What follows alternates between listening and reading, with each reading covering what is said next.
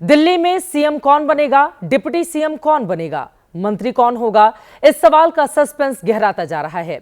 CM की race में कई नाम हैं, लेकिन एक नाम फ्रंट रनर है जिसके बारे में हर तरफ चर्चा हो रही है। लेकिन आज हम आपको दिल्ली की सत्ता की एक नई थ्योरी के बारे में बताने जा रहे हैं, जिसे समझने के बाद आपको उन तमाम सवालों का जवाब मिल सकता है जिसके बारे में आप जानना चाहते हैं। एबीपी न्यूज के पास जानकारी है और बड़ी खबर इस वक्त की आपको देते चलें कि दिल्ली में बीजेपी एक डिप्टी सीएम भी बना सकती है।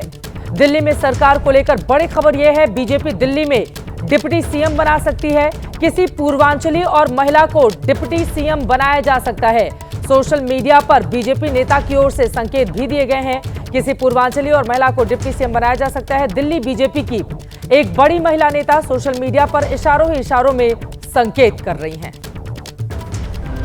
जाट, पूर्वांचली, सिख, महिला, दलित, दिल्ली की सत्ता के लिए ये अलग अलग जाति और समूह के लोग दावेदार माने जा रहे हैं। किसकी किस्मत किस कुर्सी पर ले जाकर बिठा देगी, ये फिलहाल भविष्य के गर्भ में है, लेकिन अटकलों का दौर जारी है। सूत्रों के हवाले से संभावनाओं को टटोला जा रहा है।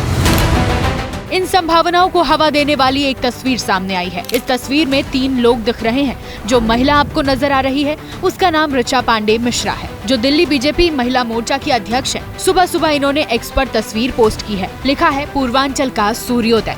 तस्वीर में करावल नगर के विधायक कपिल मिश्रा है और लक्ष्मी नगर के विधायक अभय वर्मा, दोनों पूर्वांचल से नाता रखते हैं। अब इस पोस्ट के बाद चर्चा ये होने लगी है कि क्या ये दोनों चेहरे दिल्ली में सत्ता के शीर्ष वाली कुर्सी के दावेदार तो नहीं है। एबीपी न्यूज को सूत्रों से जो मालूम चला है उसके मुताबिक बीजेपी 2 डिप्टी सीएम के फॉर्मूले पर विचार कर सकती है। ऐसे में एक पूर्वांचली, दूसरा किसी महिला को इसकी जिम्मेदारी दी जा सकती है। इस बार बीजेपी से 4 पूर्वांचली विधायक चुने गए हैं। महिलाओं की संख्या 4 है। पूर्वांचलियों की मजबूत दावेदारी क्यों है, उसे आप प्रधानमंत्री के इस बयान से समझ सकते हैं। मैं जहां भी गया मैं गर्व से कहता था, मैं तो पूर्वांचल से सांसद हूं। जो 4 पूर्वांचली बीजेपी से जीते हैं उनमें कपिल मिश्रा, अभय वर्मा, पंकज सिंह और चंदन चौधरी शामिल हैं। पूर्वांचली नेतृत्व के पक्ष में जो बातें जा रही हैं, उसमें साल के अंत में होने वाला बिहार चुनाव, लोकसभा चुनाव में पूर्वी यूपी में हुए नुकसान की भरपाई, ताकि 2027 में फायदा हो और दिल्ली में पूर्वांचलियों का थोक वोट मिलना। और पूर्वांचली चेहरे में जो सबसे चर्चित चेहरा है वो है कपिल मिश्रा का, जो करावल नगर से विधायक चुने गए हैं। कपिल का कनेक्शन गोरखपुर से है। चुनाव प्रचार के दौरान मोदी और अमित शाह की कपिल मिश्रा के साथ की केमिस्ट्री पहले ही काफी कुछ संकेत दे चुकी है। कपिल मिश्रा की मां बीजेपी की पुरानी नेता रह चुकी है। कपिल ने अपना पॉलिटिकल करियर आम आदमी पार्टी से शुरू किया था, लिहाजा वो केजरीवाल की सियासत से वाकिफ है।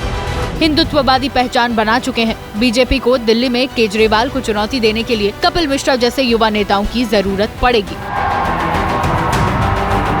दरभंगा से नाता रखने वाले लक्ष्मी नगर के विधायक अभय वर्मा भी एक मजबूत दावेदार हैं, क्योंकि उनका कनेक्शन आरएसएस से है। पार्टी के पुराने नेता है।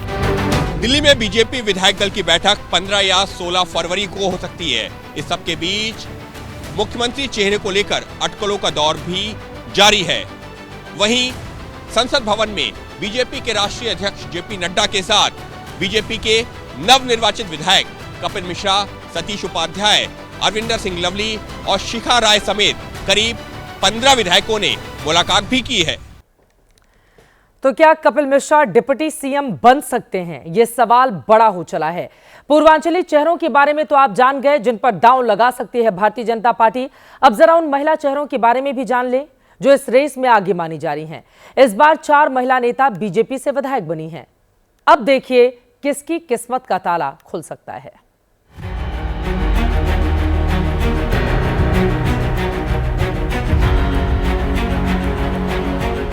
शालीमार बाग से रेखा गुप्ता, ग्रेटर कैलाश से शिखा राय, नजफगढ़ से नीलम पहलवान, वजीरपुर से पूनम शर्मा। ये वो 4 महिला चेहरे हैं जो इस बार बीजेपी के टिकट पर जीतकर दिल्ली में विधायक बनी हैं। चर्चा इन चारों में से किसी एक के सत्ता के शीर्ष पर पहुंचने की हो रही है। इनमें रेखा गुप्ता का दावा सबसे मजबूत माना जा रहा है। कोई जानकारी नहीं है, ये पार्टी का विषय है और वो इसकी चिंता कर ही रहे होंगे। सीएम को लेकर कुछ सुगबुगाहट? सीएम बनेगा, बहुत बेहतर बनेगा और जो दिल्ली को विकास के पथ पे लेके जाएगा। रेखा गुप्ता खुद को अभी किसी भी तरह की दावेदारी से दूर मान रही हैं। लेकिन जिस तरह से प्रधानमंत्री नरेंद्र मोदी और बीजेपी का जोर महिला वोटर्स पर रहा है, उसके बाद ये चर्चा तेज है कि पार्टी महिला नेता को नेतृत्व की कमान सौंप सकती है। चुनाव में जीत के बाद पार्टी मुख्यालय से प्रधानमंत्री महिलाओं के प्रति अपना आभार जताकर इसके संकेत भी दे चुके हैं। एक बार फिर नारी शक्ति ने दिल्ली में मुझे अपना आशीर्वाद दिया है। महिला नेतृत्व की दावेदारी इसीलिए भी मजबूत है क्योंकि राजस्थान और ओडिशा में ही अभी दिया कुमारी और प्रभाती परिदा डिप्टी सीएम है। रेखा गुप्ता को जिम्मेदारी देकर बीजेपी महिलाओं के साथ साथ वैश्य वोटर्स को भी संदेश दे सकती है। दिल्ली में 66% वैश्यों ने बीजेपी को वोट दिया है, 25% ने आम आदमी पार्टी को। महिला की बात करें तो 43% ने बीजेपी को, 49% ने आम आदमी पार्टी को वोट किया है। आम आदमी पार्टी को 11% महिलाओं के वोट का नुकसान हुआ, जबकि बीजेपी को 8% का फायदा। महिलाओं ने मोदी की गारंटी पर भरोसा किया। 2500 रुपए हर महीने का जो वादा बीजेपी ने किया है, उस पर मुहर लगाई है। बीजेपी इस संदेश को दिल्ली से बाहर बिहार और बाकी राज्यों में भी ले जाने चाहेगी। इसीलिए महिला नेतृत्व का दावा मजबूत बन रहा है। इससे पहले भी महिलाओं ने मध्य प्रदेश, राजस्थान, महाराष्ट्र, हरियाणा जैसे राज्यों के चुनाव में बीजेपी की झोली भरी है। अब बारी रिटर्न गिफ्ट की है। अब दिल्ली में बीजेपी किसे सीएम चुनेगी, किसे डिप्टी सीएम, किसे मंत्री बनाएगी, किसे नहीं बनाएगी, ये पार्टी का राष्ट्रीय नेतृत्व तय करेगा, तय कर रहा है। उसको लेकर चर्चा लगातार जारी है।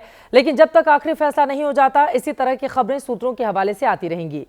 लेकिन आपसे वादा करती हूं, जब नेतृत्व नाम फाइनल कर देगा तो सबसे पहले एबीपी न्यूज आपको यह खबर पहुंचाएगा।